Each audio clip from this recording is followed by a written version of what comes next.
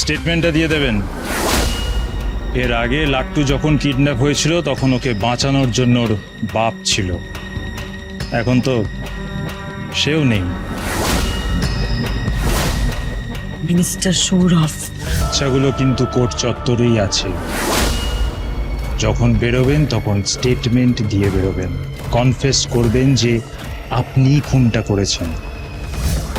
ঠিক আছে ঠিক আছে, কনফেস খুব করে নেবো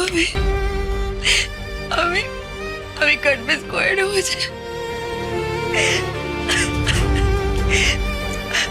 আমি আমার স্বামীকে খুন করেছি। পরশুরাম আজকের নায়ক, সোম থেকে রবি প্রতিদিন রাত ৮টায় স্টার জলসায় ও জিও হটস্টারে।